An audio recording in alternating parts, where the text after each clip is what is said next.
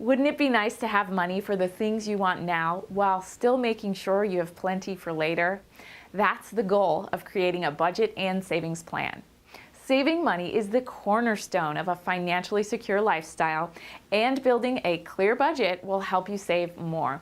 Setting aside money each month builds a foundation for establishing future wealth while still leaving you time to enjoy spending with your family and friends now.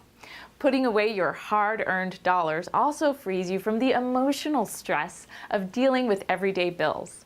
A budget is simply a plan for how to handle your money. Income, expenses, and savings are the essential elements of a budget. Let's walk through the process of creating a budget together. Your first step in creating a budget is to enter your take-home income. If you receive a paycheck, use the net pay. That is the amount you receive after all the taxes and other fees are deducted. If you receive tips or other compensation, be sure to add that into your income as well. Your next step is to plan out your savings. Remember that the key goal of creating a budget is to save money. Your savings plan is discussed in another section of this course, but I'll touch on it briefly here. It's important to build a budget where you put aside at least 10% of your money for long-term savings. This money should be set aside before you purchase any wants, items you don't absolutely need for survival or income.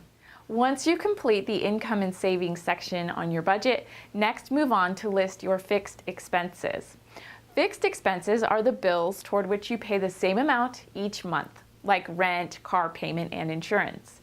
Next, account for the fixed expenses you pay annually: car registration, gym membership dues, or anything else you pay for every year. Enter these expenses into your monthly budget by taking the annual payment and dividing it by 12. For example, if your gym membership costs $240 a year, you should be saving $20 a month toward that bill. The next step is to calculate your variable expenses. Most of us have cash that vanishes each month into unknown voids like stops for coffee, gum, movies, events, or extra groceries. For now, just enter how much you think you spend on variable expenses. For the next month, make it your goal to get a handle on your variable expenses. There are several ways to track spending. Save receipts, carry a small notebook, or tap into the variety of available cell phone apps. Another easy way to track day-to-day spending is by using cash.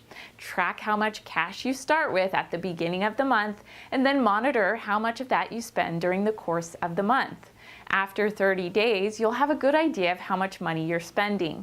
After you track your variable expenses for a month, compare that amount with your original estimate and adjust your budget accordingly.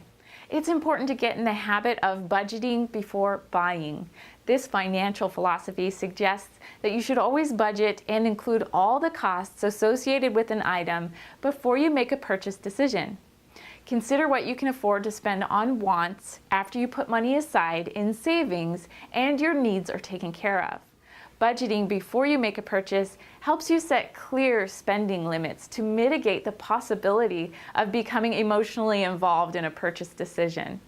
Emotional attachments often lead people to spend well beyond their budgets. Each of us has a limited amount of money available to spend. Being able to manage spending is critical to achieving financial success.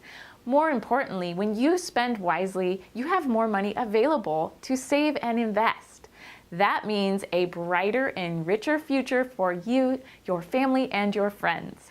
Get started right now on your personal budget using the tools in this course.